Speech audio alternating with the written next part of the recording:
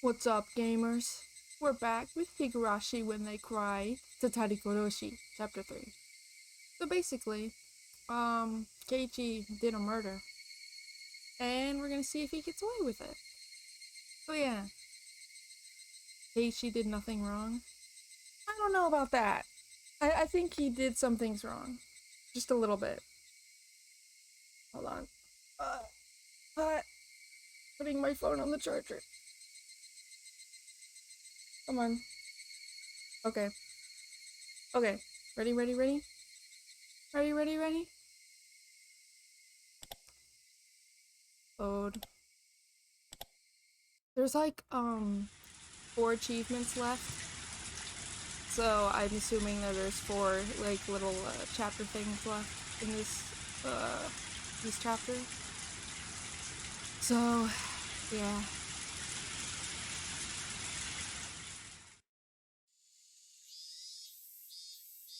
At first, I thought it was a dream. I was staring at this strange sheet, not really understanding what it was. That was all. I didn't go after it, nor did I ridicule it. The fact that the boring view was the ceiling of my own room, but I didn't realize that for a fairly long time.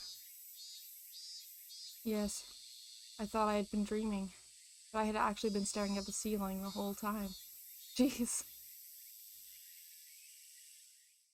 Lethargy induced by the voices of the cicadas. Even after I'd realized I was awake, I couldn't draw forth the energy to sit up. Everything I could see, everything I could hear, everything was like a television broadcast that had already ended. It was hot. So hot that I could choke on the heat. My back was moist with night sweats, and it felt gross. Unable to endure it any longer, I tossed in my futon. Finally, blood started coursing through my brain. I lazily recalled the long day I had yesterday. The reality, as I lay here listening to the voices of the cicadas, and yesterday, so different from it. In order to kill Satoko's uncle, I had rehearsed, formulated a plan, and dug a hole. 2 holes. It was very hot, and I was tired, wasn't I? When the evening came, I went to school and called him out on the phone. I panicked for a moment when he asked where the police station was, but it worked out. And then I awaited him and swooped down. I don't remember any more what sort of emotions I'd let control my body. In any case, it didn't go smoothly, but I did it. It was very hard to dig the hole for the body. That feel of the rain pelting down on me, I don't think I'll ever forget it. The rain, the mud, and the sprays of blood. The sensation of floundering in a swamp. When I met Takano-san on the way home, that wasn't good, no matter how I interpreted it. It was the most misfortunate and uncalculated thing that had happened that night. Everything would have been perfect if only I hadn't encountered her. I was just riding my bike with a shovel in one hand through the downpour, utterly soaked. There was no way someone could surmise I was a murderer for burying a body just from that information. Now that I think calmly, napping under the morning sun, that's what I thought. Still, the more I think about Takano-san's eyes, it seemed like she understood.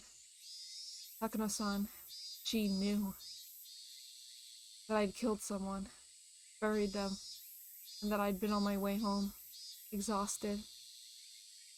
Takano-san wouldn't gain anything from selling me out to the police, but that didn't mean I could feel at ease. I should have killed her. I'd crossed such a bridge to get my tranquil life back, and I'd finally achieved it as a result. But now, for the rest of my life, for all of the tranquil days starting today, I'd have to live in fear of when they could suddenly end. I may have twisted my ankle, dulled from the total exhaustion. The fact I couldn't make the snap judgment I needed to, I regretted it more and more as time went on. You didn't have a choice, Keiichi Maebara. You didn't have any choice at the time. You were tired. You were a mess. Even if you had made the decision, you might not have been able to kill her. She might have just beaten you instead. In that sense, parting ways uneventfully could have been the safer option. No matter how sharp Takano-san's intuition was, she had no proof. Her suspecting me didn't amount to any to evidence by itself. Logically, I know that. But that doesn't mean I have nothing to worry about, does it? Just worry about it when the time comes. Now isn't the time to be worrying. It's a time to be smiling, right? You accomplished so much just to gain a new life starting today, didn't you? Then you should be happy at this new morning. If remembering the past is too hard for you, then just consider everything up to yesterday as having never happened. You said so yourself. You'd bury it all like it never happened. Well, your wish came true. Everything before yesterday never happened. So be happy, Keiichi Maebara. Yay! Yay! Stuck on my hands lazily. Felt a little silly for me to be the one doing it. I heaved a sigh from deep within my belly. That sigh got my lungs moving. Felt like I hadn't been breathing until just now. It wasn't enough to admonish myself over. All the dice that could be thrown already had been. And the numbers that turned up weren't bad at all. If I lost with those numbers, then I'd just have to give up, I guess. Grabbed the chest of my pajamas and flapped it back and forth. Cool air flowed over my sweating body. Okay, nothing before yesterday happened. Nothing. Nothing at all. Crazy person behavior. Nah, he's just coping. I'd forget it all. Yesterday was all a dream. What time was it? About midday? Getting myself up and going to school this late seemed kind of absurd. I needed to go. Felt like going to school would be the first step into my peaceful new life. I didn't care how late it was. I would go. I'd go to school right now and get back to the life I had retaken as soon as I could. My lazy body immediately became lighter at the thought. I rolled up out of my futon, bounced onto my knees, and leapt upright. Nice, stuck the landing. Stuck out my chest with pride at the gymnast-like pose, and then took a deep breath of fresh air. The brisk morning air had been gone for a while, replaced by the crisp air of summer. Downstairs, I got a stern talking to by my mother. Where were you last night? When did you get back? You need to tell me when you won't be at home for dinner, things like that. And considering the importance of what I had accomplished yesterday, a little scolding was no problem. In fact, it felt like the sort of thing that would happen in such a peaceful life. I listened with an irresponsible smile and stepped out into the sun high overhead. It was around the time lunch break would be ending. Everyone would probably be worrying about me. I didn't go to the festival, and now I wasn't at school. Well, maybe they weren't too worried about it, since they would have gotten a small piece of news, but a happy one, from Satoko today. Yes, the small piece of news that her uncle hadn't come home last night. Satoko would probably live her days in nervous tension for a while, thinking he might still come home. But eventually, those days would end. And finally, Satoko too would realize her uncle was never coming back. And then Rika-chan would quietly invite her. He would say, "You can live with me again." And everything would be back to normal. Our lives would go back to how they were before that man appeared. Satoko would start wearing that extraordinary smile, complete with those protruding canines, and fool everyone with those traps she was so proud of. I'd probably be her first target out of everyone, but I wouldn't be mad. In fact, I might actually shed tears of joy at the return of something so normal. Satoko, she'd gradually go back to that meddlesome personality of hers. I mean, my lack of useful life skills was already completely exposed. I wonder if I'd ever be a match for Satoko. But that would be such a pleasant thing to see, too. With such a warm, fuzzy predictions, I didn't feel bad for going to school so late. In fact, I wanted to run there now to get there as soon as I could. Instead, I decided to savor the peacefulness of just going to school like normal, without running.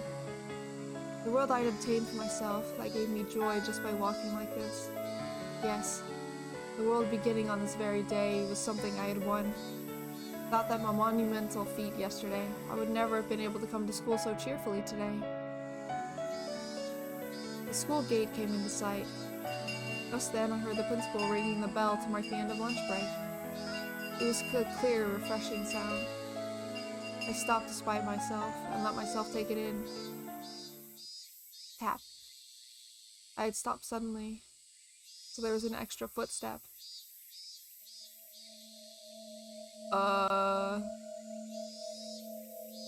With the noise, the blessedness I was feeling throughout my whole body withdrew into any pore it could find. And as if to replace it, it felt like hundreds of hairy caterpillars were climbing up my feet. I turned back, but of course, nobody was there. A single footstep could have easily been my imagination, but the footstep felt so ominous. That extra footstep I had heard after seeing Takano-san off last night. Everything that had happened on that insane night. I didn't mind something like that happening once. It had been a hell of a night, after all. In fact, having just one hallucination was pretty fortunate. But those footsteps should have ended with yesterday, so if I heard them again today, there was really only one thing it could have meant. Last night still wasn't over. It was still going. Still, that insane night, forever. That step I heard, just one extra footstep, was quietly ridiculing the nonsensical notion that the world starting today was completely different from the one that ended yesterday. My classmates playing in the schoolyard all vanished inside like the tide going out. When I approached the school, it felt like a warm fuzzy scene had ended, and it didn't feel good. At the entrance, I took a quick look at everyone's shoeboxes. Tatsuko Hojo, he was here. Mion was here too. And Rena, of course. Even Rika-chan was here. Tomito-kun and Okamura-kun were here. In fact, I didn't see any missing classmates. If there were shoes missing, they would have to be my own. I took my shoes off and stuck them in, and then took out some slippers. There wasn't a single pair left in the shoeboxes anymore. With that, they returned to their rightful state. But as I stepped onto the wooden floor, I noticed there was just one pair of slippers left. Huh? Whose? Satoshi Hojo. Ah. Satoshi, who had never been to school since disappearing last year. Until now, we had committed the exact same act of violence, but I guess in the very end, it went differently. You couldn't make it to school, but here I am. I didn't repeat the same mistake you made. I wasn't about to let myself feel superior about that. In fact, I felt an odd sense of familiarity with him. A misfortunate bond with someone I'd never met due to following the same fate. I headed down the hallway towards the usual classroom. It felt like it had been a whole year since coming here. Hey, did you forget Keiichi Maribara?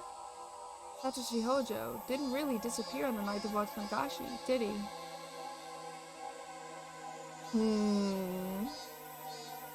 Satoshi Hojo disappeared a few days later. On Satoko's birthday, that was right. I didn't know what day it was, but I couldn't say for sure I had avoided Satoshi's failure, unless I remained here past that day. I was still living that night of insanity. Teachers still hadn't come into the classroom. The other door clattered open, and the one the teacher wouldn't use, so everyone turned at once to see who had arrived. Everyone looked pretty vacant. Suppose I'll greet them. Good morning, ladies and gentlemen. I do thank you all for coming all the way out here today. Hoo. Silence. Okay. When I started to think I'd fallen flat, somebody finally started laughing for me.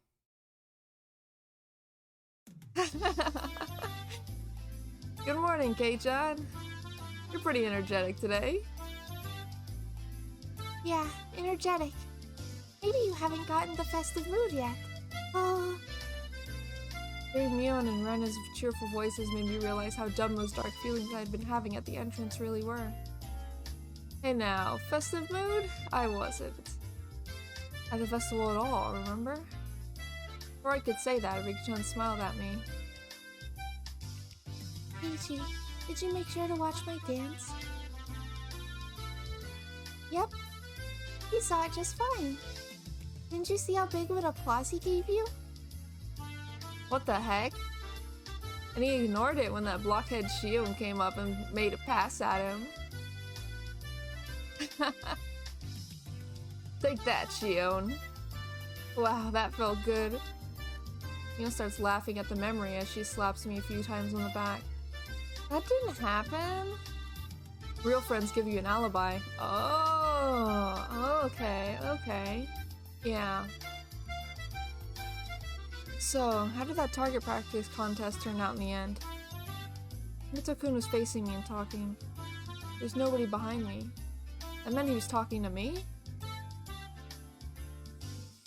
Fumitake turned up dead last. Everyone had a good time with his punishment game. Oh, okay. Target practice, right. Weren't you supposed to be the one in last place, Rika-chan? It was such a turnaround when you pulled off getting that chewing gum. I should have expected that from a member of my club. It was fantastic. Running at a time like that is a feat only Furude would be allowed to do. Said Okumura-kun, breathing heavily from his nose. Oh, Jesus. Hey, Sketch. What happened last time? Keiichi killed Satoko's uncle. Yay! He did it! But he was caught in the act. Not in the act, but like a little bit after the act. By Takano. In my direction. Everyone laughed.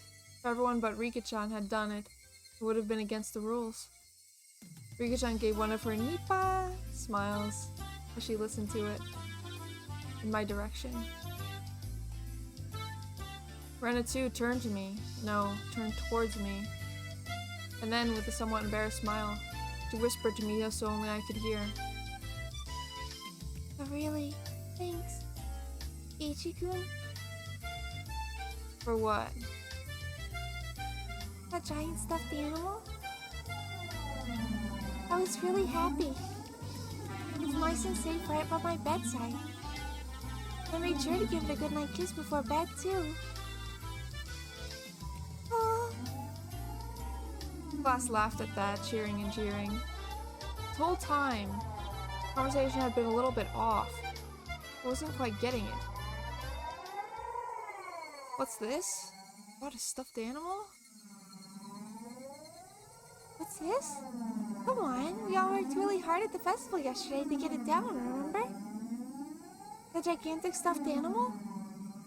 A gigantic stuffed animal?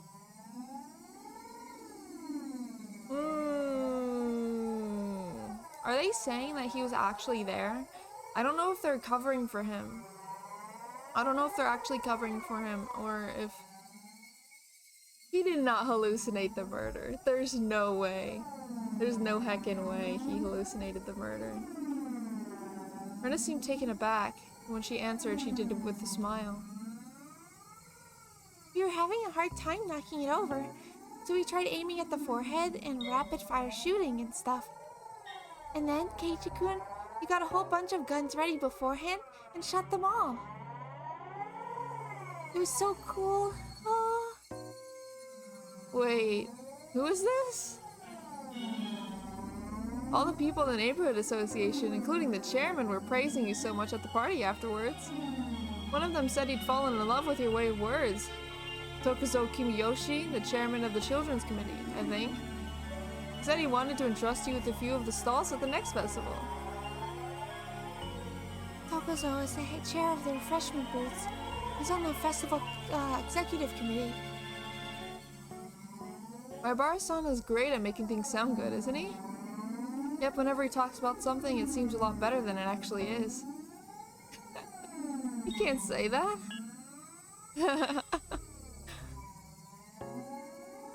Keiichi-kun, you'd be a great salesman. If you did a bargain sale on bananas or something, I bet it'd be so great. What have you been talking about? I mean, I didn't go to the festival in the first place. Swallowed those words. I didn't know exactly why, but in Hinamizawa, this is what had happened. Huh? Yesterday, during the Watsunagashi festival, Keiichi Maibara had appeared, and he had romped about with the usual members of this club. He made a big scene at a few of his stalls, snatched a few sticks of takoyaki, nokonomiyaki at his glee, rating each of them as delicious or terrible to get everyone excited. This is what happened in the last arc, or whatever, the last chapter. This is what happened. And they'd seen a gigantic stuffed animal at the target practice game, and everyone went after it. And I got a whole bunch of the cork guns, firing them in rapid succession, throwing each one away after using it. And admirably, I shot down the biggest stuffed animal there. And then I gave the stuffed animal the proof of my victory to Rena as a gift.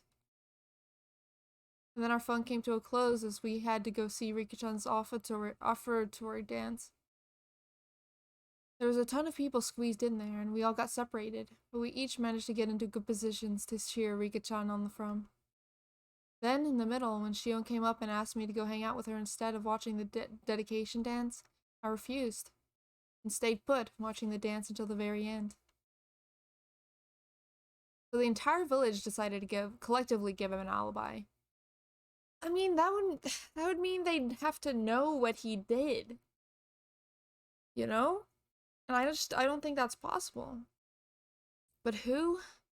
Who was that? Well, everyone's been saying it, haven't they? Keiichi Maibara? I had an urge to yell in anger at my classmates for having so much fun talking about the festival yesterday with Keiichi Maibara. What the hell are you guys even talking about? Far stronger than that feeling, though, was the sheer uncanny nature of this reality I couldn't understand. A Keiichi Maibara who wasn't me was in Hinamizawa yesterday. As I threw away my humanity, turned into a demon, and was busy beating Satoko's uncle to death. I was having a great time at the festival last night. What the hell? I had to suffer through so much, desperately holding back tears, getting so worn out in that downpour. Digging holes, chasing, beating, killing, dragging and burying. Who was this Keiichi Maibara who ignored me so and spent such fun, carefree time at the festival, damn it? Who the hell stood in for me as I put my life on the line, working so hard to achieve this treasure-like everyday life? If there was another Keiichi Maibara besides me, then what was I? On the night of Watsunagashi, where one died and one disappeared in accordance to Oyashiro-sama's curse, there was only a demon who had killed someone. Dumbfounded, as I succumbed to a horrifying possibility, I looked around at my classmates, to make sure that there was nobody extra I didn't recognize among them. To make sure I wasn't among them. It was a horrifying thought, that the real Keiichi Maibara hadn't overslept and had come to school on time. That I, who was no longer Keiichi Maibara, had just waltzed in here.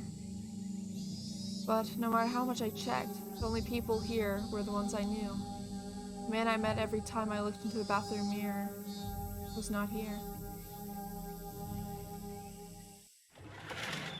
Okay, everyone. Time to start afternoon classes. Please take your seats. President, please lead the class. Teacher entered and everybody hurried back to their seats. On finding me, who was stupidly late, she gave me a stern talking to, but I wasn't listening to it. Wasn't our old life supposed to start today? Something wasn't right. It was just strange. I was supposed to go back to my old fun life after yesterday. I'd set foot in an uncomparably mysterious world, and what was completely different from my old life and my recent one. Yes, this was, without a doubt, a different world than the one I'd been living up until now. There's no way such an absurd thing could be possible. But, unless it was true, I couldn't explain anything that just happened. In this classroom, I was surrounded by so many faces I knew, and yet I felt isolated. The cicadas sounded no different than they had before now, but they seemed somehow false. The world hasn't changed, you have. But when you change, the world changes, because the world is what you comprehend it to be, right? If we're going it purely subjectively. The air was parched and dry, too, making me think, was the air in Himizawa always this uncomfortable?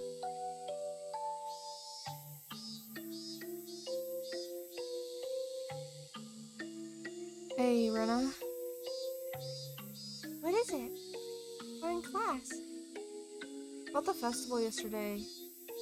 About when did you say I got there? Huh? To be honest, I was pretty excited afterwards and I gobbled down some cans of beer. I mean, it's kind of embarrassing, but I don't quite remember some things. Keiichi. For random babbling, it wasn't a bad excuse. Keiichi-kun, you said you couldn't come at first, didn't you? Called Mii-chan's house about it, right? That matched. I called Mion and told her to take Satsuko in my place, since I wouldn't be able to meet up with them due to things I had to do. We all decided we were setting up for the festival that we'd invite Satsuko-chan. We wanted to bring her out someplace where she couldn't see her uncle for a little while. That was the same, too. Mion said that when I called her. But everyone had already decided to invite her. And then we all went, me-chan, and Rika-chan, and Satsuko-chan's house, and brought her out. Satsuko-chan's uncle seemed like a really mean person. That part didn't matter. What was I trying to ask was... well, when did I meet up with you? How could you forget that? Keiichi-kun, I think you shouldn't be drinking until you're an adult. Whatever. When did I meet up with you? Well... My sudden threatening demand, Rena was at a loss for words. Oops, I shouldn't have rushed that. Told her I was sorry. It was at the shrine grounds. It was unexpected. You were talking to Rika-chan, weren't you? Yep. We were having fun talking with Rika-chan in her shrine maiden outfit. And then Rena came up and said, "Oh, taking you home." I was talking to Rika-chan? And I asked, "Kei-chan, didn't you have something to do today?" Then you pounded your chest and said it yourself. That letting loose at the festival was more important than some silly errand. I didn't say that. I never said anything like that. I never even went to the shrine grounds yesterday to begin with. I never had the time to stop by a place like that. I went to dig the hole as soon as I woke up. I had a pretty hard time doing it. After that, I snuck into the school and made a call. I called him out and lay in wait. And it started raining really hard. That kind of downpour, the festival should have come to a halt. Oh! It didn't rain at the festival. Huh? In other words, it ended then. From the time the festival started to when it ended, it would have been impossible for me to have swung it by the shrine grounds. I was already there when Mion and the others dragged Satsuko out and brought her to the shrine, and when I was talking to Rika-chan. Then where would Rika-chan say we met? The teacher went out to wash her hands, so I ran over to Rika-chan's desk and asked her directly. With you? Yeah. We were talking to each other before Mion and the others got there, right? When did we see each other? When and where? I don't know what you're trying to ask. I drank so much beer that I lost some of my memory. I don't remember a thing. It looked like Rika-chan bought into my babbling. We saw each other when the mayor and the others came out of the assembly hall. You were in front of the ritual implement storehouse. Oh, what? No, what? No. That is like the most sus place to be. There's no way that was actually Keiichi. You know what I think?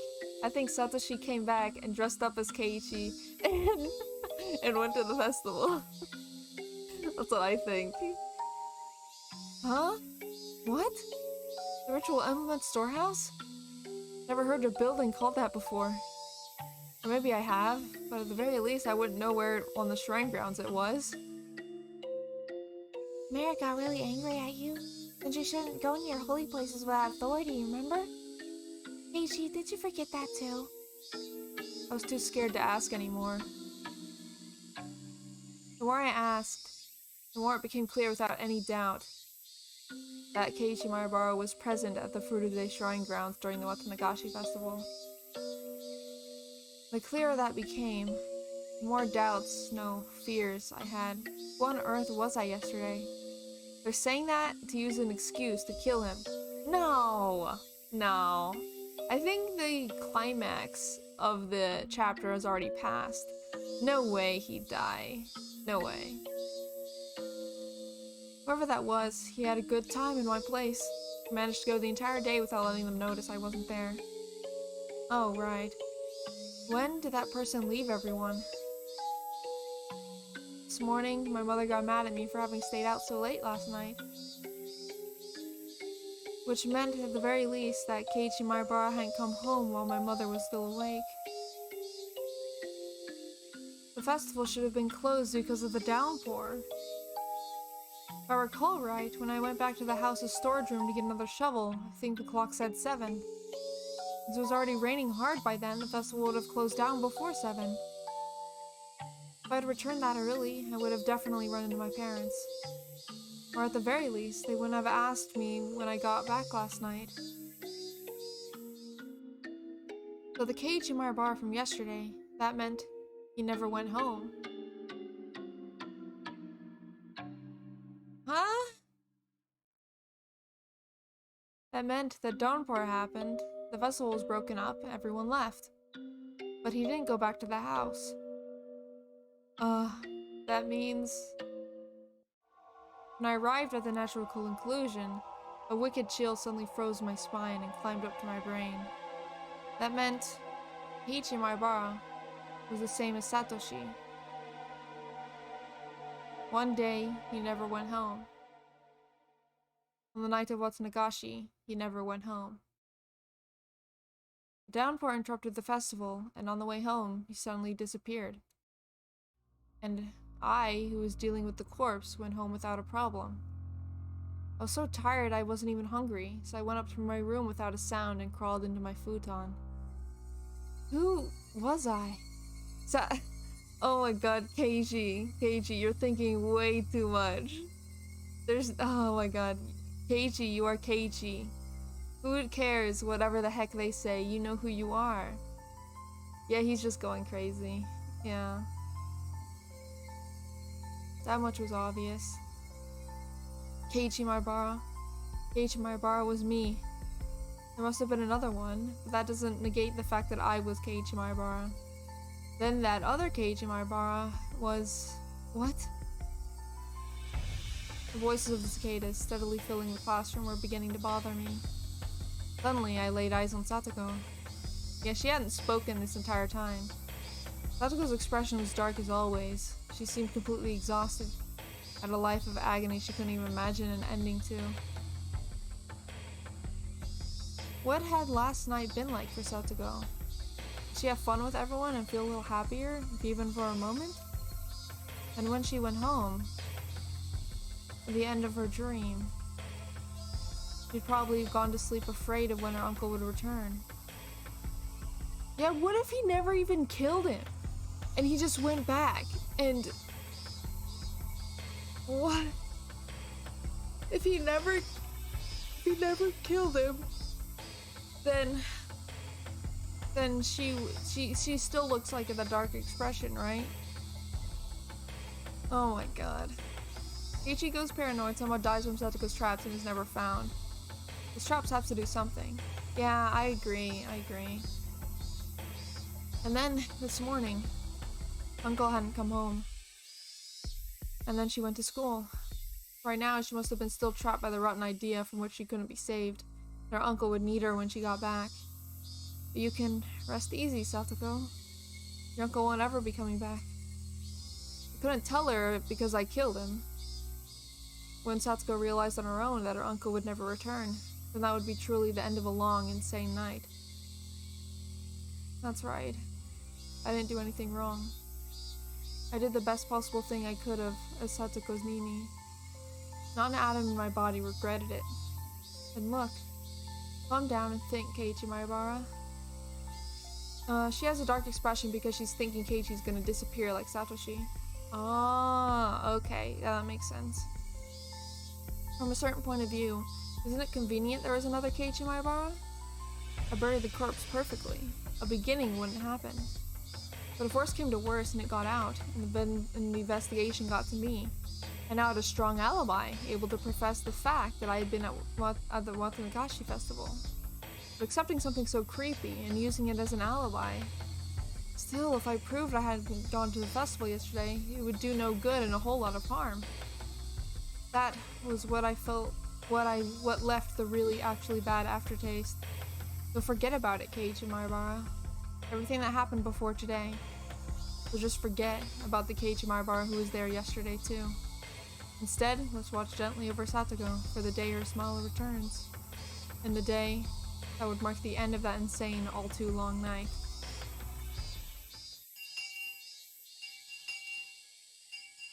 That's all for today, class. Please go straight back to your homes, everyone. President, if you would. Everybody stand up. At attention. Bow. Goodbye. I thought about many things and saw my thoughts dispersed by many other things. I didn't know whether or not that time had been spent worrying or daydreaming, but either way it came to an end along with the class.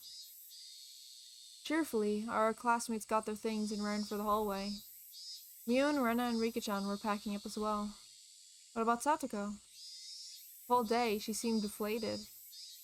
Well, her uncle may not have returned last night. She wouldn't have known he'd never return. How much I wanted to express that fact to her. Satoko packed up her pencil box, math workbook messily, and after a dark glance at the clock, heaved a sigh, and went to leave the classroom. Then, suddenly, someone placed a hand on her shoulder and stopped her. What is it? I watered the plants like I was supposed to, and got all the printouts done. Her words, possessed by a persecution complex, hurt. Spoke loudly so everyone could hear. Hey everyone! Why don't we have club today? Been a while. Satoko always had to tend to her uncle, so club has been on a hiatus. In our minds, a club was proof of a calm, peaceful life. By enjoying being together, I wanted to make Satoko realize her days of darkness were over. I'm okay. I'll do it. Beep. Well, I mean, I don't mind. It's okay with Satoko. Under a condition. That was important. With everything up to her, Satoko gave a worried look. Come on, Satoko, it's been a long time. Let's go crazy. Well, I'm happy you feel that way, but... My uncle might already be home. Thus spoke her darkened eyes, her mouth unmoving. You've been choking on life every day for a while. You must be about to suffocate. It's not good for your mind or body. Once in a while, you've got to have some fun. Please, just leave it alone. Not like I don't want to go to club again. One word, but... He looked down. Satoko, you know as well as anyone it's more fun being with everyone, right? We're friends. It means we could spend time with each other. I mean, you had a great time at festival yesterday with everyone, didn't you? Brennan nearly said something, but she was too late. Keiichi-san, what are you saying? What? What? Did she not go? What? Her arm on her shoulder seemed to weigh her down, and she threw it off. When exactly was I playing and having fun at the festival? The only one having fun was you, Keiichi-san. Huh?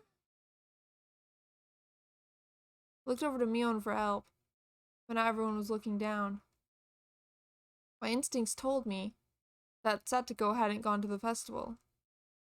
But Rena said it herself.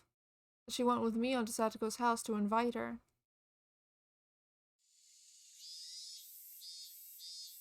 Satoko-chan left on the way there. She didn't go to the shrine. Why? I realized the absurdity of what I said with Satoko in front of me.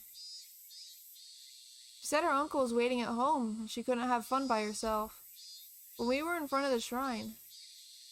We tried to stop her, too. We told her uncle said it would be okay, but he wouldn't get mad if she had a good time.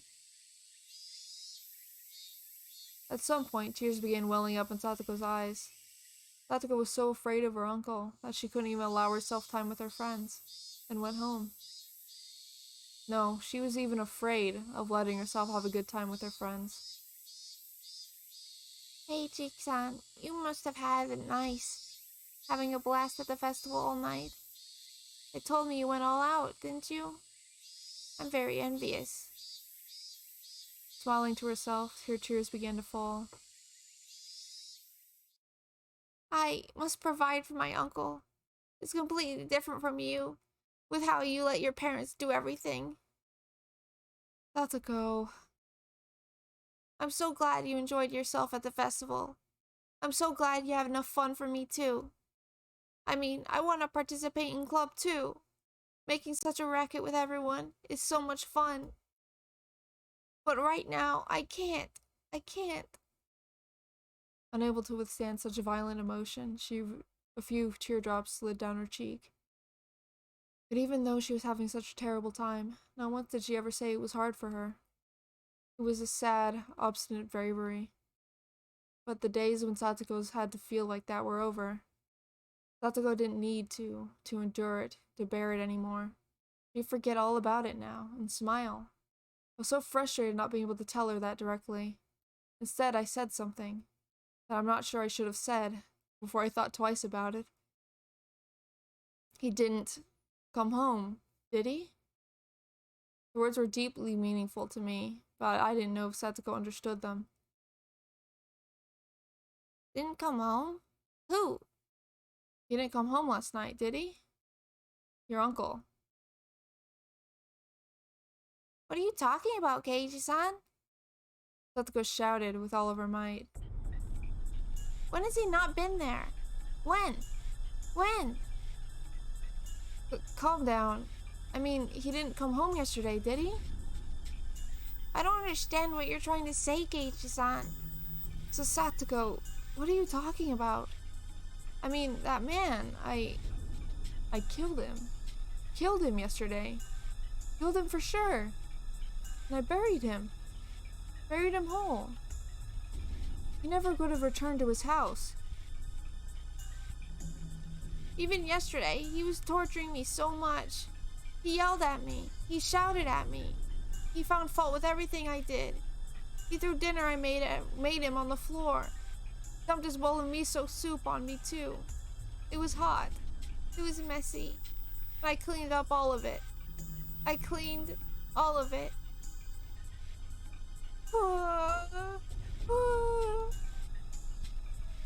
What? Our stories weren't matching up. Night? And this morning, when he woke me up to make him breakfast. And this morning, when he woke me up to make him breakfast, he got so mad at me.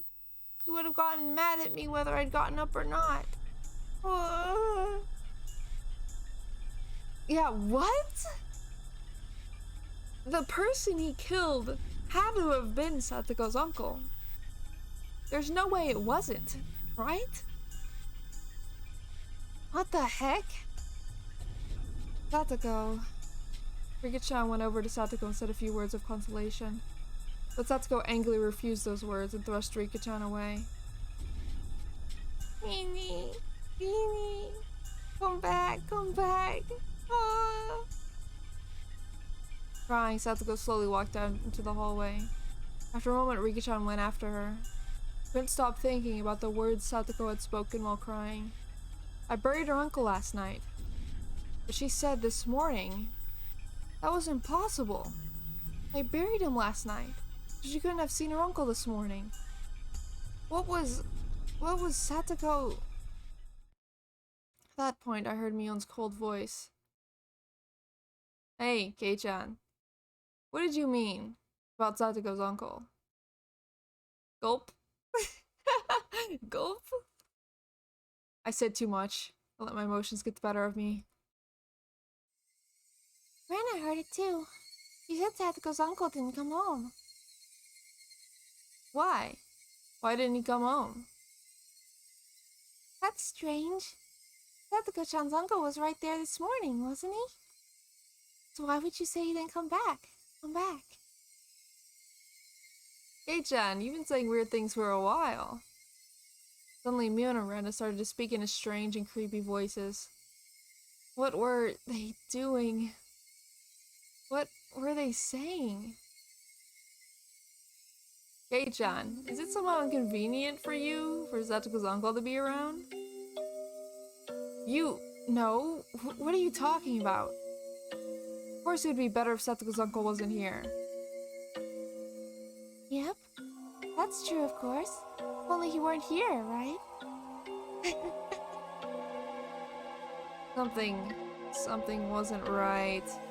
Next thing I knew, Mion and Rena were smiling thinly, and their eyes were dark and muddy, in a way I'd never seen before. And as our eyes met, that mud seemed to fill the air. Satoko's uncle's an awful person, no doubt. I think we'd all be better off with him gone just as much as you do. But he's here. There's nothing we can do, alright? Nothing we can do. Something's wrong. Something's clearly wrong here. What the hell was happening? For a moment, a chilly liquid-like feeling as though my blood had been mixed up with sherbet crawled up my spine. No choice. I mean, of course there isn't, but... Then, Satsuko would never... If there's no choice, what would you do? If there was no choice, what would you do? Rena was trying to prompt me to say more. There was really no choice, so I killed him. I killed him to protect Satoko. That's... Leave him alone. I think things will resolve themselves soon enough. Satoko-chan said her uncle was here, so he's here. He was here yesterday, and he's here today. You said so it's fine, right? Right? Mion and Rena were speaking unbelievably dismissively. How could they be talking like that? Mion and Rena, they were friends, my friends, and were seriously worried about Satoko's abuse, weren't they? They would never blurt out something like this. And I definitely killed Satoko's uncle. No matter what Satoko and anyone else says, I wouldn't acknowledge it, because him being alive was impossible. There's no way he was alive. It was impossible. And yet, since Satoko herself said he was here, then he was alive. I didn't know why or how, but suddenly Mion and Rena were at my side, standing there silently. Let's go home, Kei-chan. After we leave, Rena wants to go on treasure hunting for the first time in a while. Kei-chan is coming too. Kei-chan, you should come along. Of course, you're not allowed to refuse. Words could freeze my blood. There was no doubt they would have froze me solid. I could hear it, a layer of thin ice, the sound of all my muscles tensing. And with them closely at my sides, we left the school as if they were police officers taking me away. Talked about silly things the entire way home, like they always did, but they always stood at my sides as if to prevent me from escaping. This was strange. Everything about this day was strange. Actually, it had been strange ever since the previous night. Yes, thinking back, it had been strange ever since killing Satoko's uncle. That creepy meeting with Takano-san was only the beginning. That insane night was still continuing. Yes, it still hadn't ended. What? What's wrong, Kei-chan? Why did you suddenly stop? Sorry, it's nothing. When I stopped, it was distant, but I definitely heard them. An extra set of footsteps. That was proof. Proof that an insane night hadn't ended. Mion left where she usually did, and finally we came to my house. Okay, Keiichi-kun. Wait here for me. Rena will come to pick you up soon. What was it? Was she inviting me along with her oversized garbage treasure hunts at the damn site, right? But why now? Mion was coming along was strange too. Mion may have accepted Rena's little hobby, but she hated fisting through garbage, so she'd never come with her before. The location specifically being the dam site was a little creepy. The dam construction site was completely opposite the flow of everyday life. It was so remote that no one even went there unless they thought to in particular. Nobody lived there, and there were no lights, so at night it got dark very quickly. I was being forcibly invited there. There was no reason I had to fear Ren and Mion. Besides, wouldn't the trouble I'd be making by refusing them be a pain to deal with?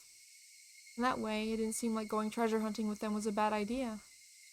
But that insane night was continuing.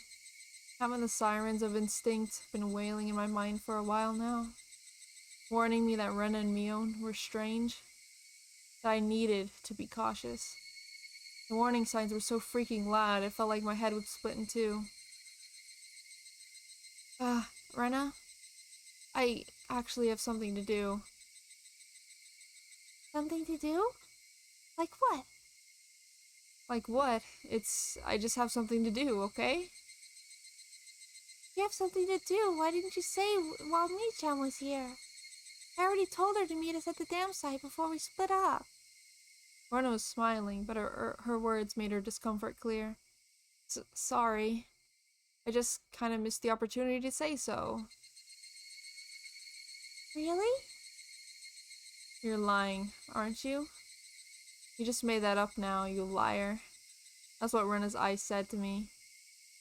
My head hurts. I might have a cold. So I wanted to get checked out and get some medicine. Really? That wasn't really a lie. My head did hurt a little bit, so I wasn't lying. Rena, she couldn't figure out if my head hurt or not just by looking at it. Then I guess that's that. after staring me in the eyes for a few moments, she fired a sharp needle-like stare at me. Tension in my body loosened, and I felt like my knees might buckle. If you're going to the clinic, then you should go soon. Sometimes they close early. Thanks. I'll do that. Make sure you do. You make sure you go, okay? To the hospital. I will. Go, for real. I will. Jesus Christ. Seemed like Rena had realized that I was going to refuse her invitation for a while now. How serious she looked, she might actually call the clinic later to make sure I went. Couldn't say anything careless. Lying about getting checked out was just an excuse to decline her request in the first place. It didn't matter whether I actually went. Yeah, I'll go. If you want, I can bring you the bill tomorrow. Oh, that would be good. Be sure to bring it, okay? Rena will look at it then. Another tingle started crawling up my back. Then there was no ignoring it. Rena and Mia must have been monitoring my movements. That wasn't normal. Far from it. All of it was insane. I did what I did because I wanted my peaceful life back. But what on earth was all this? It was far from peaceful. Something had gone mad, leaving the world out of order. With the other Keiichi Maebara. With those creepy footsteps I'd been hearing. With Ren and Mion acting so curious. And above all, with him being alive. Where was I? Hinamizawa Village, Shishibone. I knew that much.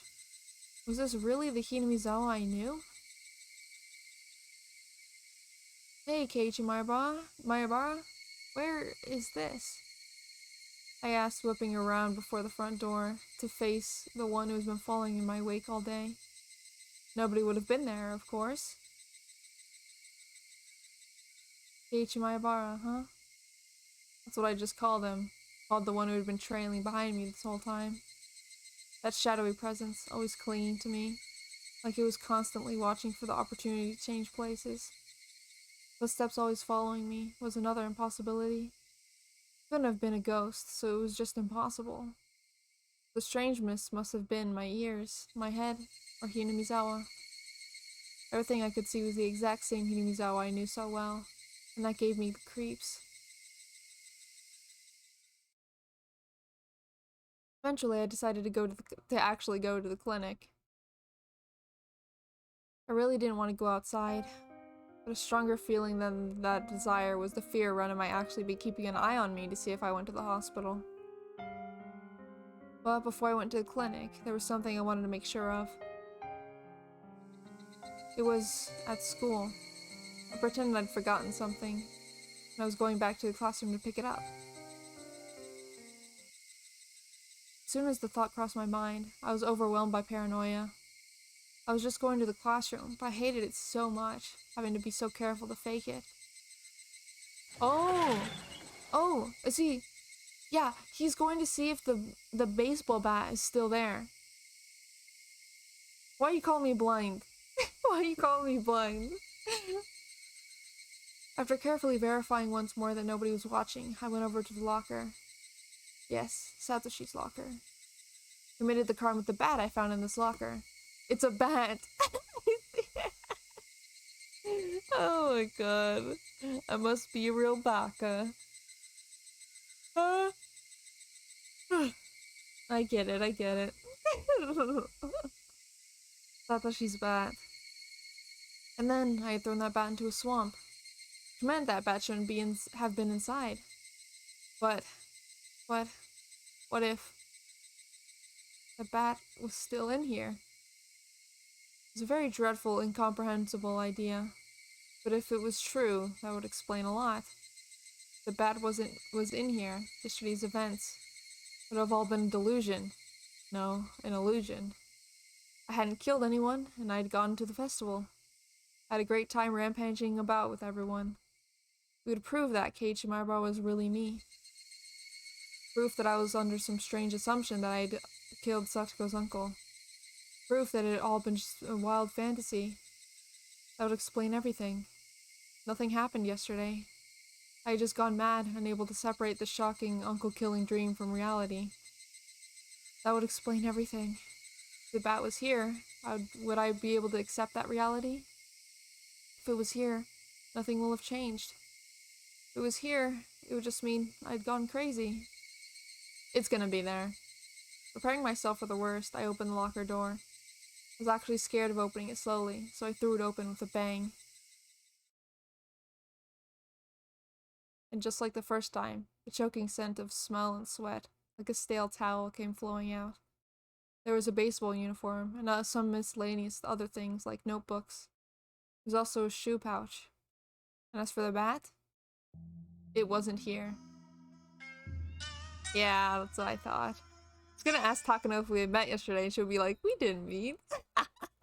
Well, of course she would say that, because, like, they made a pact to, like, not say anything, so that makes sense. That's how I left it when I took the bat out. There's no doubt, yesterday it really happened. Now that I knew I wasn't a lunatic, I felt relieved. But at the same time, if I wasn't the crazy one, but then Hinamizawa was, and that was evidence of a reality I found just as difficult to accept. There was a noise somehow creeping into everything I saw, and the world was losing a tiny bit of color. So what did I know about last night now? Now that I made sure the bat wasn't there, I needed to be here. I didn't need to be here anymore. Shall I go? For real? To the hospital? It was my first time going to the hospital, but from what I'd heard, it wasn't far from school. Mama had told me where it was. A big, easy-to-see road went straight there. Went past the shopping street, made a turn. It wasn't overly hard to spot the sign with EDA Clinic written on it. There was one other person, an older man, in an air-conditioned waiting room. Oishi-san? I went up to the counter and told them it was my first time here. The man behind the counter glanced at the clock and said there would be a short wait. It was almost 5. Clinic hours would be ending soon. I sat in the unfamiliar waiting room, isolated from everyone, let myself feel the cold air. I actually felt relieved. What should I tell the doctor when he comes? I could tell him I had a cold. That was a very picture of health. Actually, I wanted him to check my head. I wanted someone to confirm for me whether I was actually really sane or not. Keiichi Maibara-san, please come into the examination room. Huh? A voice from the outside of the examination curtain. Thought I'd heard it somewhere before. Oh, here we go. Hello. This is the first time we've seen each other here. Coach! Coach, you are a doctor? Now that you mention it, he did seem to know his way around when he was looking at my shoulder in the nurse's office. It makes sense if he was actually a doctor. Come to think of it, our teacher called him Irdi-sensei, didn't he? Well, yes, I'm more or less a doctor here. Doctors have really got it good, you know? You get to see and touch all the young, silky, smooth skin. I could inject them with a weird chemical that'd make them my slaves and then have them be my personal maids. Thank you very much. Seeing that made my cold go away. I'll be leaving now. Polite bow. Whoa, wait. Maibara-san. A joke, it was a joke. Come, sit down and let me take a look at you. I'll need to use my stethoscope, so show me your silky smooth chest, Maibara-san. For some reason, I felt really relieved. After that insane night, as much as I thought everything had gone crazy, Coach was here doing the same thing he always did. I was very happy for that. You don't seem to have a cold. Actually, those scrapes and cups all over you might seem to be the painful thing. Don't tell me you were playing in the bushes with short sleeves and shorts. I mean, I can't say for sure you haven't been infected with tetanus. As I was chasing that man last night, I kept being scraped by bits of trees. I didn't realize I had so many cuts. You went a little too crazy at the festival yesterday. Enjoy that while you're young. Once again, I apparently went to the festival. Coach, did you go too? The festival. Yes, of course I did. Maybe a doctor, but I'm also the Watsunagashi Executive Committee. Did you see me there? This coach was the same coach that I'd always known, and I felt like I could trust him more than my weird friends. That's all I asked. Well, actually, I was drinking in the main tent with the chairman and the others the whole time. I didn't go out to see the festival at all. I don't think I saw you. Oh. That was a strange question. Did you have too much to drink and forget about what happened last night? And underage too, you bad child. Coach let out a laugh. He didn't laugh in an unnatural way like Mion and Rena did. Coach was okay. He was the coach from the world I knew. He wasn't someone from this abnormal world. Well, this is all might seem a little weird to you, but I want you to hear me out without laughing. Yes, go ahead. I greatly welcome any shy, bashful worries you might have as you come into your secondary sex characteristics. Oh my god, that's awful. Could it be possible that I have an identical twin? Coach hadn't expected that question at all and couldn't say anything for a moment. Then he smiled calmly and quietly answered. This is just superstition, but I've heard before that everyone has two other people in the world who look just like them. If there was, I'd certainly like to meet them, though. Also, there are plenty of fairy tales where the person's double appears. The German ones about doppelgangers are probably the most famous. Doppelgangers? Yes, they look exactly like another person. Apparently, they herald misfortune, and if you meet one, you're sure to die soon. I think that's how it went. When you meet them, you're sure to die soon. The story ended directly in death, plain and simple, and it made my spine tingle. Maybe Keiichi is the evil twin. He did commit murder. I guess so, yeah. Coach wasn't saying it to scare me, though. He was just making an offering a casual anecdote that made it feel all the more real.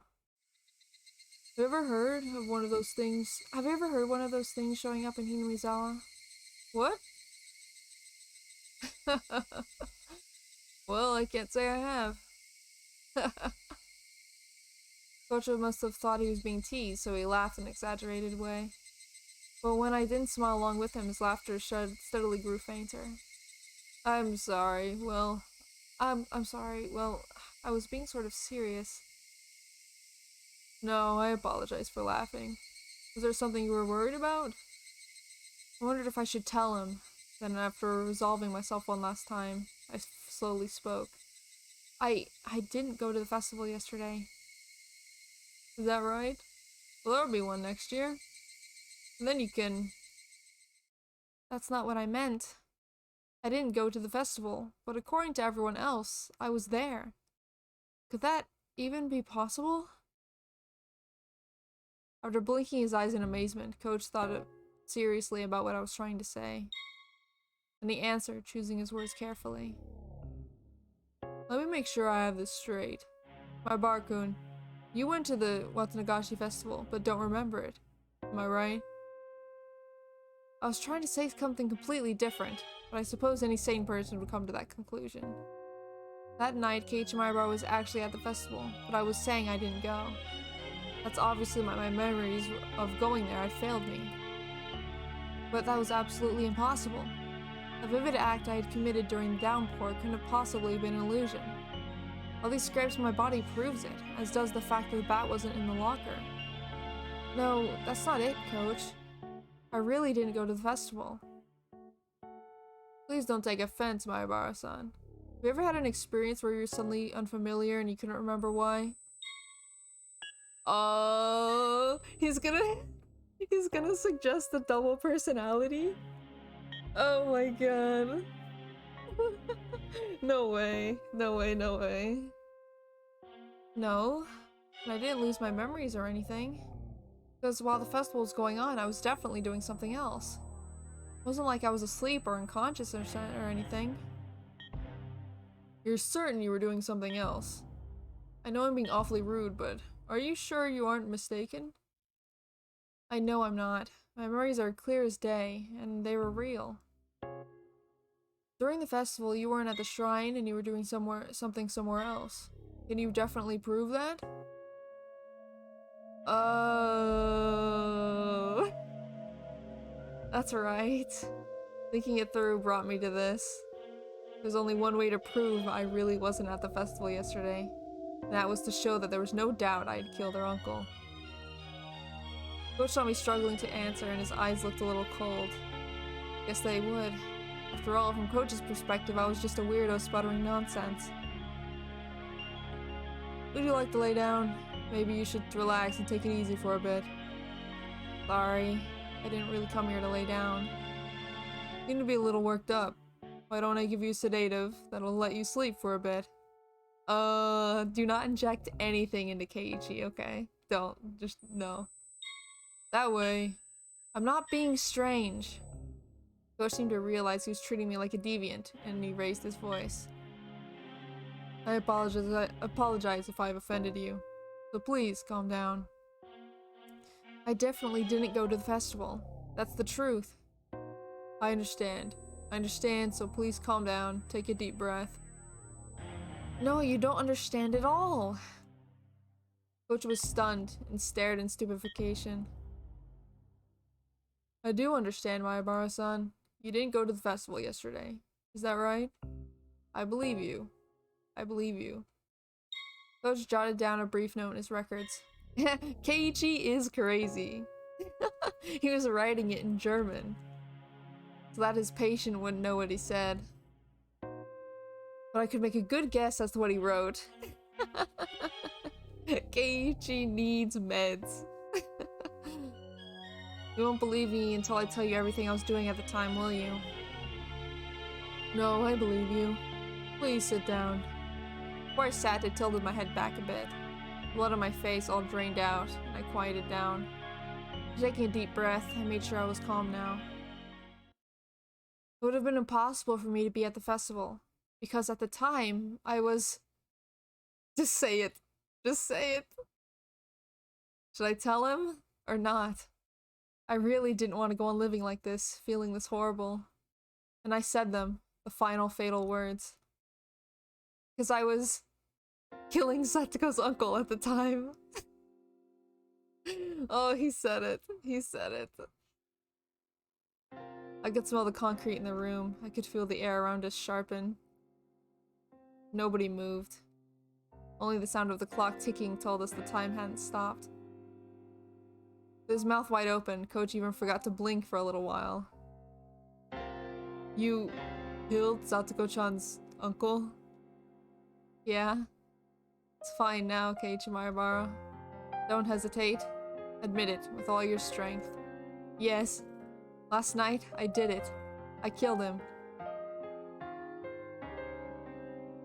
He spoke clearly and fluidly. I could easily tell that Coach's mind had gone completely blank. Why would you... No! That was a foolish question. I believed it was the most direct method of saving Satoko, so I carried it out. I don't have any regrets. I see. Coach smiled thinly and nodded a bit. So I couldn't have been at the festival. I left the brightness of my house for the darkness of the outside. After that, I dug holes, made phone calls. I had my hands full. Then I attacked him, killed him, and buried him. It was pouring hard at the time. The festival started in the evening, but it was suspended due to the rain. There was no gaps in my memories. From the late afternoon until it started to rain, there was no time for me to possibly have gone to the festival. And those wounds, are they from that? Yes. There's a road through the forest near Satoko's house. I attacked him there. He ran, but I chased him. Finally killed him near the road that leads to town. Is that true? Killing your uncle, it wasn't some wild fantasy. I could tell that Coach didn't believe me. So I spoke slowly, not letting myself grow excited. It's true. I killed him with Satoshi's bat. I threw it in the uncle's motorbike into the swamp. I dug a hole, killed him, and buried him. I did it all by myself. Satoko-chan's uncle drove past you on a motorbike, didn't he? Then you predicted he'd do that, and just waited? Assumed he wouldn't be leaving his house that day, so I lied to him over the phone to get him out. You called him? But your house is so far away from Satoko-chan's. I wouldn't think you'd be able to make it there so soon after calling him. I used the phone closer to where I was going to attack him, the one at school. But Maebara-san, it was Sunday. Wouldn't the school have been locked up? A forest ranger happened to go inside for a bit. I slipped in when I had the chance. For that, Coach grilled me on a few different things regarding the incident. He made sure to question me carefully, looking for any contradictions in my account. I'll believe you. What you did yesterday doesn't seem like a dream. I explained everything, including minor details that only someone who had actually committed the act could explain. I could, of course. It was only yesterday. Coach realized that my story had no expended coincidences or too convenient details that would have existed in a daydream or delusion. Finally seemed to want to believe me. So, do you still think I went to the festival and lost my memory? Coach slowly shook his head. But everyone in class, they said I was at the festival yesterday. Is that even possible? No, it's not. Classmates probably mistook you for someone who looked very similar. Then, given how group psychology works, everyone just assumed that you had been at the festival. Is he going to drop but he's still alive on him? I don't think he knows that he's still alive. They couldn't have mistaken me. Mion and the rest say they were spending time with Keiichi Maebara. It was much more than just mistaking someone else for me. But saying that out loud would just confuse Coach. He spoke to me in whispered tones. Do you feel guilty at all? It didn't sound like he was criticizing me. And even if he had, I would have flatly said the same thing. I don't. I did it so I could return to the peaceful days that he'd stolen from us. I planned to forget about having killed him and live my life as usual. Once Satsuko's regular smile returns, the one from before he showed up, everything will finally be over. Any chance that someone witnessed the crime? I don't think so. If someone had seen me, I would have been arrested already. I am a doctor. My job is to save lives. I cannot make any statements to the effect of condoning the taking of another's life. So instead, I will say this.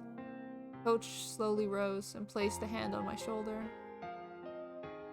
For saving Satoko-chan, I thank you. Heck yeah! Let's go! Coach's eyes started shedding warm tears. When I looked at him, I started to feel some tears of my own. I didn't know what I was crying for. And so, for a little while, two men in the room fought back their tears. But it's strange. What is? I'm sure I killed him. And yet, he seems to have returned home alive. Coach's expression immediately sharpened. Depending on the situation, there are many ways that mere unconsciousness can look like real death to a layperson. You think it's possible he was just knocked out? I didn't check for a pulse, but I'm pretty sure I did him in. Can I ask you to reproduce the situation in which you attacked him, Aibara-san? Coach rolled up a Health and Fitness Week poster nearby and offered it to me to present the bat. Though I may have been lost to the motions of the beast that night, I remember in detail the number of times I swung the bat, the angles I had swung from, and the force I had applied. Using Coach as a stand-in for the uncle, I reproduced them over one by one. And when he tripped and fell, I bashed him in the top of the head like this. When I did, it felt different from the other strikes. I thought I'd cracked his skull. Coach was calmly analyzing this information, using the places I'd struck and the situation at hand to find out what state the uncle's body had been in. I was totally sure he was dead, so I hit him a few more times after he fell. Did he react at all? At first I sort of felt his body jolting with every hit, but eventually that stopped too, and he didn't react at all. Coach folded his arms and said a few times. Then he spoke. He's dead. Not much doubt about it. He didn't just look like he was. I can't say very much from just your story, Aibara-san, but I think it's almost certain. Besides, you buried the corpse in mud, and that took you quite a bit of time, right? Let's say it took you 30 minutes. That'd mean he was buried under the muddy water for those 30 minutes. If you don't breathe for that long, your brain will die no matter what. You mean, even ignoring how hard I hit him, he would definitely have died while I was burying him? That's right.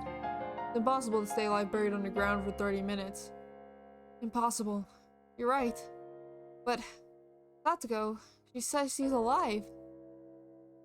Coach, a doctor, just gave a stamp of approval that he was dead for sure. It made it seem all the more unfair that he could still be among the living. Aibara-san, this is a really horrible idea, but it's possible that the person you killed wasn't actually her uncle. Oh god, there's no way. There's no hecking way, man. There's no way. What if he killed Oishi-san? No way. He doesn't have a motorcycle, he has a car. An air-conditioned one at that. Oh my god. Huh? He's right. That could be why. It cleared up the inconsistency of my definitely having killed someone, but him still being alive. There's no way. I mean, we were both at Satoko's house when she was bringing him his alcohol inside, and there was a man who stuck his face out the window to look. It was him, right? That was Satoko's uncle, right? Yes, you're not wrong. It was that man. Does she have more than one uncle or something? Not one that I've ever heard of. It's just him. Could you tell me what he looked like? Well, his height first. He was about 175 centimeters, maybe a little taller. In order to eliminate the worst possibility that I'd killed someone else, Coach began to thoroughly compare what the man in his mind looked like with what I had told him about the person I killed looked like. No matter how in-depth my description went, none of the characteristics differed. Uncle's traits, according to the coach, were exactly the same as the person I'd killed. Those traits were extremely vague, and they weren't particularly distinct at a glance. Is there anything else you could tell us, let us identify him for sure? Now that you mention it, I've never seen it, but believe Satoko-chan once said long ago he had a tattoo of a tiger or something on his back. A tattoo? That was really important. Not everyone had a tattoo. If I found a tiger tattoo on the back of that man's corpse, it would be proof I'd killed the right one. The moment, though, there was another thing that would verify this. Go to Satoko's house and see for myself that the uncle had returned home despite having died. But that was far more terrifying than digging up the body and looking at its back. Not even looking at the tattoo, I knew for sure that the one I'd killed had been Satoko's uncle. I cracked his head open and killed him. And yet, he had gone back home. There wasn't any misunderstanding or even the shadow of a doubt in my mind about having killed him. And yet, it was impossible for him to exist. Kind of like how Keiichi Maibara had been at the festival despite that being impossible. The small commonality made me feel as though a faint but bizarre force was permeating this insane Hinamizawa. Maybe Teppei had dirty deeds done dirt cheap and pulled an alternate version of himself. The most reasonable explanation, truly. Oh yes, that's exactly what would have happened. I wonder, what on earth could have happened? Despite you not going to the festival and killing Satoko-chan's uncle. You were at the festival, and the uncle you killed is alive. None of this makes any sense. When I look at everything that way, it's almost like I'm having a nightmare and there's no killer at all. But it's the truth. Sensation I used my own hands and the bat to bash him again and again. It was no illusion or dream.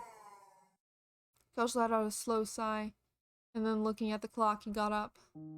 Let's go over this a little more seriously. If you'll excuse me, I'll go put on some tea. Clinic's about to close after all. Need to let the other employees leave.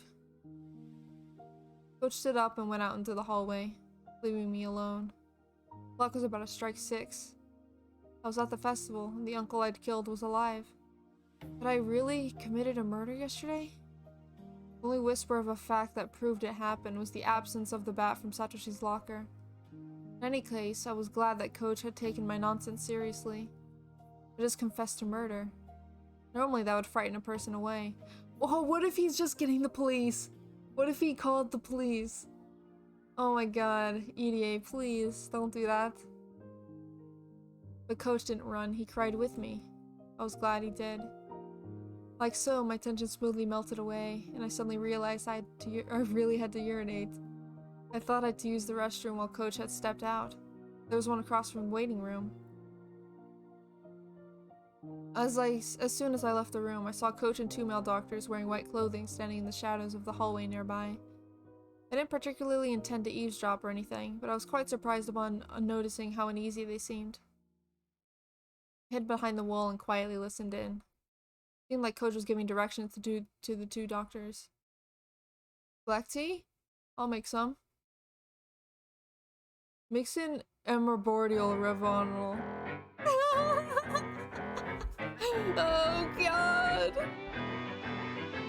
Cover the taste with milk and sugar. He may grow suspicious at the sudden onset of drowsiness. It's possible he may get agitated and become violent. We will handle that. How many male staff are still here? 1 mountain dog, including us, 3. What? What was all this? I think I was already agitated despite what Coach said. Was that it? Is it just a casual conversation, and the only one sounding unbelievable to me? Coach said he would bring back some black tea and left the room. And then, in the shadows, he was telling his subordinates to become some kind of sleeping powder in the tea. Plus, they were getting extra help in case I thought the sudden sleepiness was suspicious and started getting violent. Hey wait, Keiichi Maibara. Calm down, calm down. There's no way something this stupid could be happening. I mean, he was generally listening to my story. He even cried with me. I thought he was the only person in Hinamizawa who would understand. This was... There's signs of fabrication or falsehoods, and his memories of yesterday in particular are completely confused. He can no longer tell truth from falsehood. It's quite similar to multiple personality disorder. Oh, I knew it. I knew it.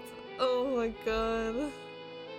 But as for how quickly this mental disorder emerged, it's just not normal. Maybe it's inborn. Perhaps there were signs of it before he moved here. I'd like to take a look at any records of him staying in a mental hospital before he moved here. In any case, I want him to take a nap. The two doctors nodded deeply. I should probably contact Mayabara-kun's parents too, though I can't think of what to tell them. Please find his home number for me. My eyes, still moist, began to shed tears once more. This was too cruel. I really thought he had actually understood and had believed what I told him. But now, from the other side of that wall, he was bluntly treating me like a crazy person. I believed you. I believed you. I had let down my guard because I thought you were the only ally I had left after that insane night. Was that a lie? All that about thanking me on Satoko's behalf. Were you just pretending in order to keep me placated? Ugh. My tears fell onto the floor in frustration. I was an idiot. I was an idiot. I was such an idiot for believing that bastard. I heard footsteps approaching the doctors. A man in a dress shirt with no tie came running up. Dr. Urie, it's terrible. They found Takano-san. Takano-san? Wait, where? Well, apparently they discovered her burned corpse in the mountains of Gifu. Huh? What? Okay. So she's dead. We saw that in the tip. Yeah. But it's still hecking weird. Because she died, and Tomitake died. So, that's so odd. That's so odd. She's dead? Takano-san? The men, all surprised, exchanged glances. Dead? Takano-san? Hey, wait, so then, does that mean when I cursed her wishing for her death, that wish was granted? What do you mean, burned corpse? Is that an accident? No, the two tips we saw, one of them was about Takano-san, and then the other one was about Tomitake, so they're both dead. They're both dead. What do you mean, burned corpse? Was it an accident? According to the Gifu police statement, the possibility is extremely high that she was murdered. As I cried, I laughed quietly. Serves you right. Serves you right. If I hadn't run into that woman, my murderer would have been perfect. She just had to come driving up to me and tried to coerce me like that. I regretted not having killed her on the spot, but now she was dead anyway. I cursed, my wish for her demise. It was fulfilled. Serves you right. Serves you right. Risa-san died. And Takano-san died. Risa-san? Risa-san? Who? What on earth could be happening in Himizawa? Don't tell me that this was all of Yoshida-sama's curse for this year. Like hell, I let the curse be real, Coach said. Everyone present just nodded as Coach cursed at no one in particular. Yes, maybe it wasn't Yoshida-sama. This was definitely a spell, a curse. I wished for her to die, so she did. This wasn't just a coincidence, and she died because I wished for it. Then you'll die next, Coach. Oh God! Keiichi, stop! You betrayed me. You pretended to believe me, but deep down you thought I was a madman. You looked down on me with all that pity in your eyes. From now, get the black tea ready. I'll bring it inside. I don't think you'd let anyone besides me alone with him. Shit. What do I do? What do I do, Keiichi Mayabara? This time I heard the voice of a nurse. Dr. Urie?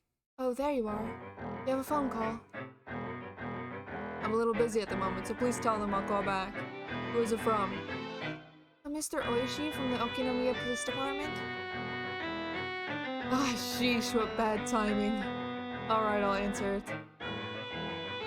Coach left to go answer the phone. The other men headed towards the room with a teapot to make the black tea like Coach had ordered them to. Fortunately, Coach having to take that phone call meant there would be extra time for me to act. I had to decide what to do now. Would I let them make me drink the sedative-infused tea or be held down and thrown into a mental hospital? Nothing would come from starting a brawl here. They had more people anyway, and they were all bigger than me. If I came to a fight, I didn't stand a chance in hell. If I couldn't win against them, there was only one thing left to do. Run. Adrenaline suddenly surged into my brain, and my body started to move with keen instinct, like I had on that night. My surface temperature quickly cooled, and the transmission routes between my cells enlarged. Using 360-degree visual information, I searched for an escape route. I would open the window behind me. Outside was a parking lot. There were no cars. A little beyond was a bicycle I had taken to get here. I determined that this would be the quickest method of escape. I approached the window swiftly, but with little sound I raised as little suspicion as I could. With the speed and silence of a shadow, like I had on that night, I chased their uncle. I unlocked the window and opened it up. A cool evening breeze wafted in. I stuck my head out and looked over the parking lot again. Nobody in sight. No need to hesitate. Quickly crawled outside and closed the window behind me. Held my breath and listened carefully. Nobody seemed to have realized I'd run. I looked around. Then I jumped onto my bicycle and zoomed away. Pedals clattered under the force. Had my bicycle always creaked like this? Did the pedals always whine every time I pushed down on them? The bike wasn't the only one crying, though. My tears fell as the wind cut through them. They rode the breeze and scattered behind me. Ugh. I hate this. I hate this. I'm not the crazy one. Hinamizawa is. How dare you treat me like a madman? Die! Die! Just fucking die already. I believed you. I believed you. I'd gone to the hospital in order to escape Ren and Mion's invitation. The reality that was waiting for me had been too cruel. Who was insane? Me or Hinamizawa? Or was the answer something else? I started having trouble breathing. I didn't have any clue what was happening anymore. Loud chirps of the Higurashi were irritating me. Or even the Hinamizawa Higurashi I knew so well calling into the wind. No, that wasn't quite it. They weren't calling. They were crying. The pained wailing of those lost to some kind of rhythm in another world, no longer able to return to their own sunlight. I didn't do all that to end up in a world like that. Actually, at about this time, I might have been having fun with everyone else. Satoko would have gotten her smile back after realizing her uncle wouldn't have come home. She might have shown it to us at our first club meeting in a while.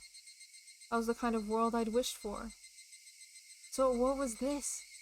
Why did I end up in such a strange, ghastly world? Someone I'd killed was living like normal, and I had enjoyed myself at the festival despite not being there. I don't want it. I don't want this strange world.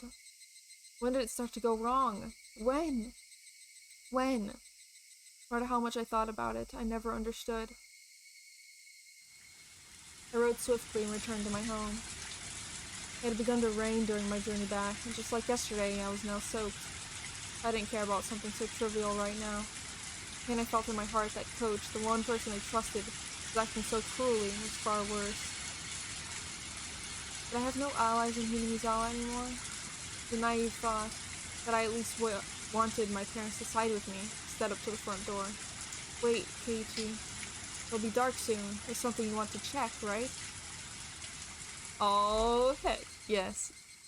I wanted to dig up that man's corpse and get a good look at his back. If there was a tiger tattoo there, I would know beyond a doubt he was Satoko's uncle. That long night wouldn't end until I was certain. If this insane world was all reparation, all a divine punishment, then I needed to make certain whether I'd been successful enough to even deserve to pay that price. I went to the storage room again and got the shovel. It had been washed in the rain, but the paint was peeling, making it look unsightly. I never ever wanted to touch this thing again. The sensation of it in my hands was totally different from the night before. There was this ruthlessness, coldness about it. But yeah, it would be dark soon, so I needed the lantern too. There would be a little bit of light from the street lights, but it would get extremely dark. But I put the lantern here, so I suddenly noticed it wasn't anywhere to be found. And it hit me like a bolt of lightning. Of course, that night I hadn't brought the lantern back with me. I left it at the place I buried the body. If I didn't go get it soon, it would get very dark. And then not only would I'd be unable to find the spot I buried the corpse, I wouldn't even be able to find the lantern itself. If it happened, it was all over. I needed to hurry. In order to fit the shovel in the basket on the front of my bike, I needed to twist it and disassemble it. It looked like there was dirt in the joints, and no matter how hard I pushed, it didn't want to come apart. With a strenuous effort, I realized I couldn't get apart, so I decided to hold it with one hand and ride the bike with the other. With the downpour soaking me through, and the shovel in one hand, and riding one-handed, it was as if I returned to that night. No, return was the wrong word. It was more like that night had never ended. The pain of the raindrops striking me were no different from then. The thing that was different was HEWWO, the world, and nothing else. The rain clouds were already making it dark, and now was about the time for the sun to set. I could tell it would only get rapidly darker. A straight road leading to town. In the middle of it. Shut up, you. Oh my god. That should be where I buried it. Yes. It was near that streetlight. And that night too, the water from the downpour was splashing down from the streetlight's overhang like a waterfall. The pouring rain was exactly the same as it had been that night, and thus it brought my memories into focus. I left my bike in the bush, stepped into the forest, and the ground already soaked with mud. Where had I buried him? Think. The darkness, the shadows, the water, the mud. Everything was the same. Think. And then I spotted the lantern by a fallen, moss-covered tree. That's right, I left it there. I left the lantern here, then I would have buried him over here. The sensation of standing in the sludge, my feet just remembered the spot better than my eyes did. I plunged the shovel into the ground. Ugh, it's hard. It wasn't here. I just dug it up, so it should have been softer. Stick my shovel down in a few spots to test what they feel like. One of them clearly felt deeper. I recalled where the lantern was for the cheese and all the things in relation to each other. I knew that it had to have been here. Under here slept that man's corpse. There would definitely be a tattoo of a tiger on his back. What if it wasn't there? Then I had made a horrible mistake and killed someone completely unrelated instead. I would be more dazed to the fact that Satoko's uncle wasn't dead than I would have regret having gotten someone else mixed up in this. The insane world was punishment for the sin of committing murder. I wouldn't be able to accept it until I killed Satoko's uncle for good. And then, without any fear, I'd attack him again. And that time I would kill him for sure. But what if that tattoo was there? That would mean I'd killed Satoko's uncle. That would be terribly strange. If I'd killed him for sure, then who was the uncle at Satoko's house at this very moment? Possible. I didn't even know anymore what I was using the word impossible to refer to. I've used the word quite a few times today. If I had to make the words impossible fit just one thing, what would it be? That much was obvious to me. It would be impossible for this crazy world to be real. I shouted, then turned behind me. There was nobody there, of course. It hadn't been bothering me for a while, but those footsteps had followed me this entire day. Even just now, an extra set of footsteps had splashed behind me. No one was actually there, no indications of anyone even. But they were there.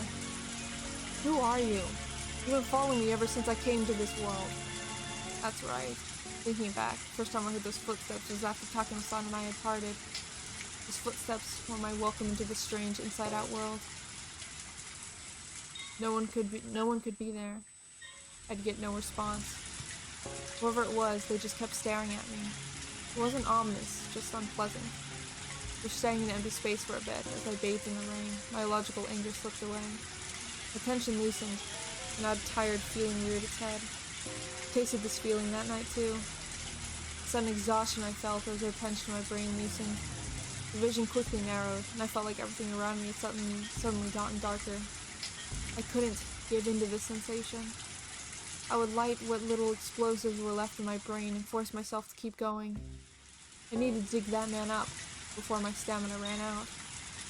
I needed to see that tattoo on his back. I caught my sudden ragged breath and calmed down. Then I stuck the shovel into the soft, muddy ground again. Felt exactly the same as that night. Sense of digging a hole in the beach with water coming into it with every wave. What day was today? Had I gotten back to the night of Higurashi?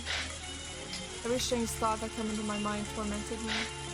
Given my exhaustion, I didn't think I could manage to hold those thoughts back. My soul was deep, and illumination finally faded, blanketing my vision jet black. It was probably the moment the sun had fully set, too. That night, I'd feared the worst, and gone without using much light. Since it was strange, I could see even in that darkness. But now, I didn't have that kind of strength left. I drained everything I had that night. Now the darkness would be lethal. Decided to turn on the lantern. Putting it on the first setting would make it give off a faint light. Even with how little there was, it was enough, and people wouldn't see it far from away in this rain. I grabbed the chilled lantern, turned the dial with a click, set it to the weakest light setting, and turned it on. An uncanny world of silhouettes appeared before me. Complex and strange shadowy world created the intricate entanglement of trees and branches. I had only turned on the light, and it was like that was all it took to make the world into something else. Out of a quick, tired breath, wiped the liquid, neither rain nor sweat, from my brow. Then I raised the shovel into the air and slammed it into the mud. That moment, the silhouettes surrounding me ominously all moved at once. Inside my head, something packed in there, something porous, but not hot or cold, was loudly rushing about. Silhouettes all around me, looking down at me. And one of them, a silhouette bigger than the others, stepped forward. Ah! Ah! Ah! Oh god! Oh god! Oh god! Oh god!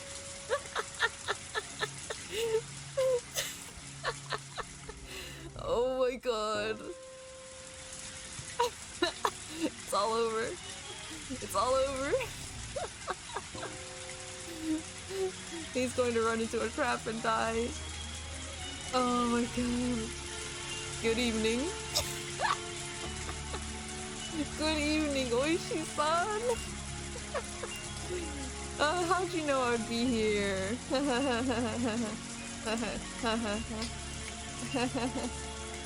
Oh my god. The moon sure is beautiful tonight. The coarseness of my brain shot through my whole spine and left me at my waist. If only this forest had AC. Oh my god. The strength of my body all left me through my hips, and I crouched down with a splash into the sea of mud I dug myself. Oishi? Jesus Christ. I can't believe this. Is that really how you address your elders? You'll have a rough time of it once you become an adult. It wasn't only Oishi, but 5 or 6 of them in a row. Men wearing raincoats. No, they've come to take him away! Oh my god! They've all come to take him away. I had no inkling that this many people had gotten so close. It was like once I turned on the lantern, they would just appeared there, sliding out of the shadows. The gang stalkers! Please don't mind us. Just think of us as trees in the forest, perhaps. Don't mind them? Yes. Pay no attention to us, please. Continue digging your hole. Continue digging your hole.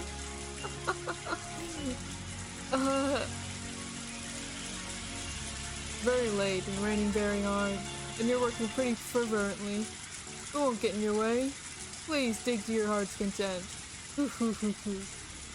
No thank you, I said. I tried to get up and turn around. 2 men had blocked that route. They stood on either side of me and lifted me up with amazing strength, then threw me into a sea of mud. As I soaked in the mud bath I dug for myself, I looked at the silhouette looking down at me. Oishi squatted, picked up the shovel and threw it at my feet for me. It bounced loudly off the mud and hit me in the face. Come. Please continue. Continue. I couldn't bear the oppressiveness of the silhouette surrounding me, and I slowly stuck the shovel into the mud again. Felt like I was digging my own grave. I kept digging, it wouldn't matter where it was tattooed or not, because this man's corpse would appear eventually. It was all over, surrounded on all sides and nowhere to go. But I just couldn't figure it out, no matter how much I thought about it. Why were they here? Was it Takano-san? There was only one person who could have made the connection between me and this place. Shit, I knew it. She deserved to die. Stopping so soon? Bam. Well, she kicked me in the back, which took me by surprise, sending me flying into the mud. Bro, he's like 14! Leave him alone! Jesus. Oishi, no need to be so cruel. Oh my god. Hurry up and dig, please. You really should consider the fact some of you are standing out and they're here in the rain. Fuck you. If you don't like the rain, then just go home. Yeah. Oishi kicked some mud into my face. Work, please, instead of talking. Only people from the red light district do both at once. Isn't that right, boys? The men surrounded him didn't react, not knowing whether they should laugh. When Oishi-san glared at them, they started mumbling out in pained chuckles. Just who was this guy? I knew the world had changed after that night, but if I went even further back, didn't it start when this guy showed up? That was when our peaceful days had been taken from us. Ever since he showed up in Himizawa, things have been odd. Everyone stopped smiling and the world went crazy. The ground under my feet gradually got harder and heavier. At this point, even I started to think something was odd. I hadn't buried him this deep on that night, had I? My exhaustion peaked and I sat down on the spot. How long do you want me to dig? Kids these days have no stamina. Hey, you. At Oishi's gesture, the men pulled out on their own sinister-looking shovels. As I watched the days, one of them grabbed my collar, dragged me out of the hole, and threw me into the ground. The rest of the men stepped into the hole I dug and started shoveling themselves. As I stared at them dumbfounded, Oishi sauntered over and squatted down to look at me directly. Gage, my bar-san. Is this a hobby of yours, digging holes on rainy nights?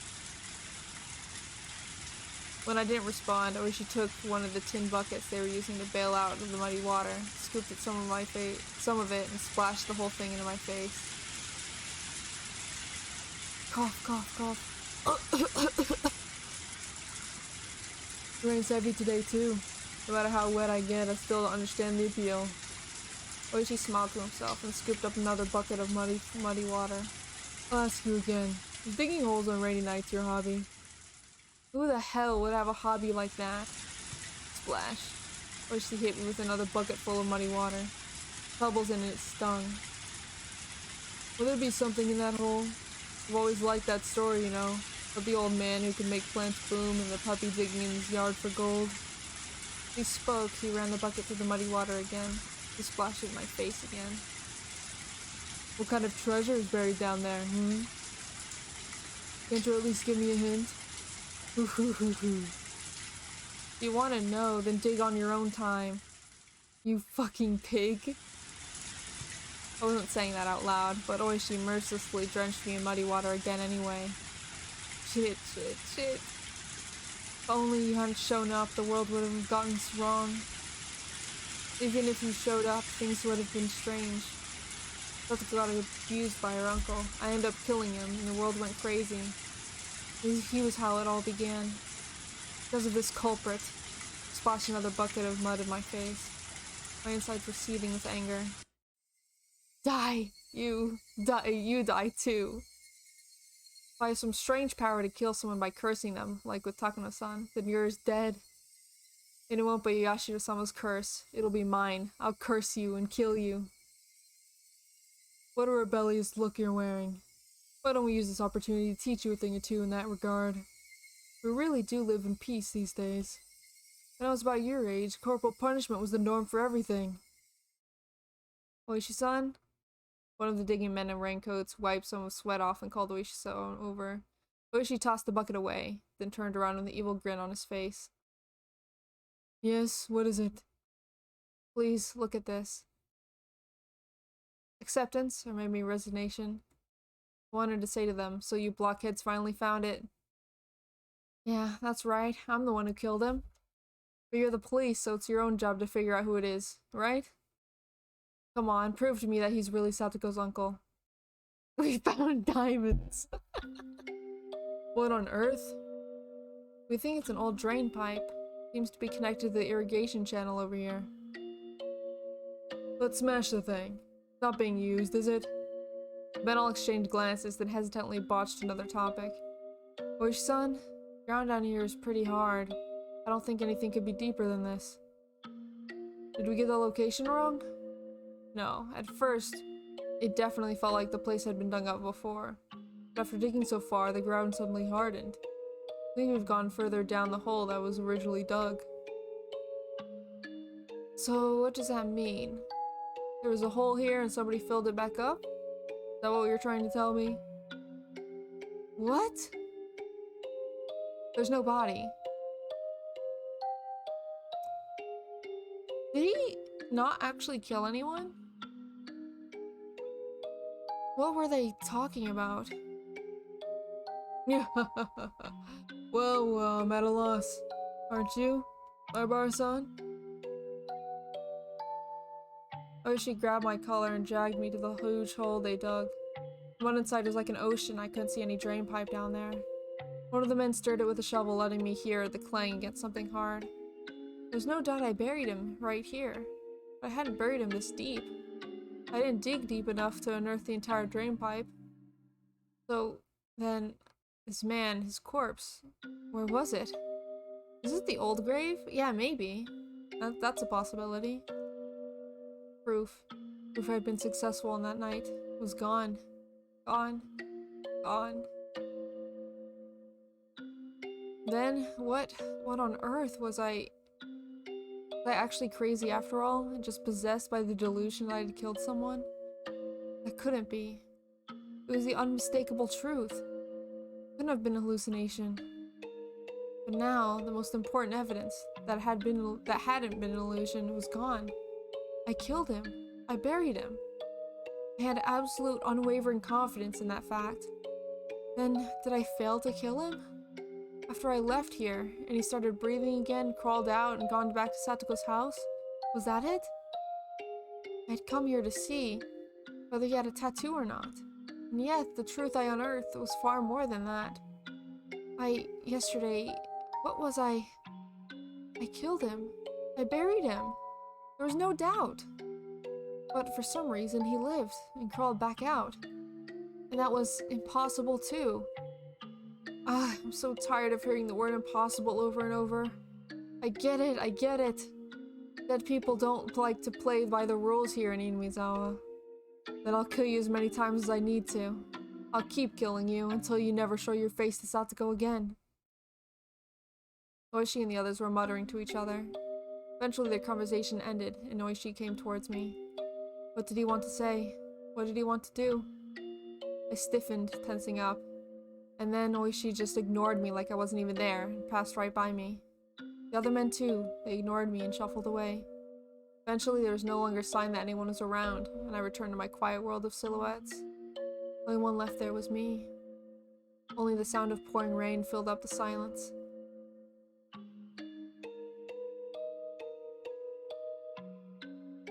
Jesus.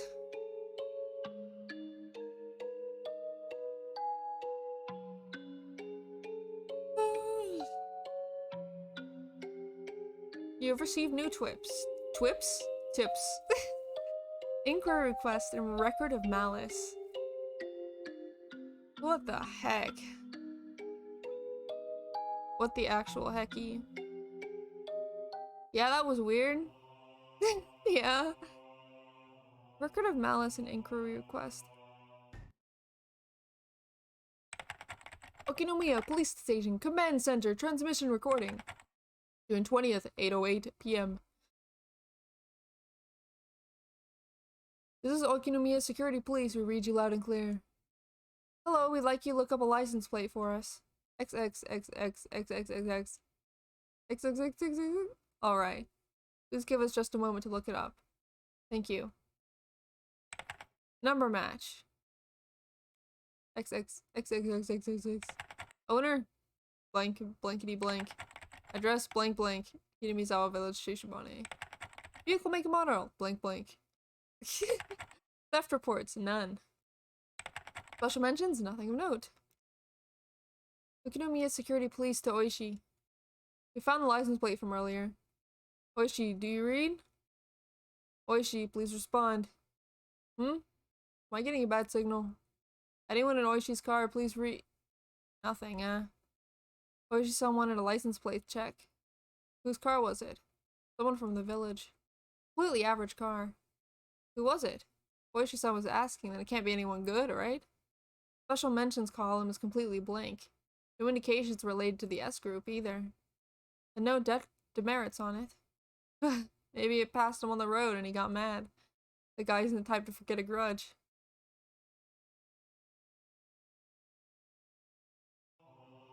Maybe that was Takano-san's car. Maybe it was Takano-san's car. That's what I think. Hey, Blade, what's going on, bro? We're just reaching the end of this chapter. Well, this section of the chapter, anyway. Record of Malice. He said it smelled.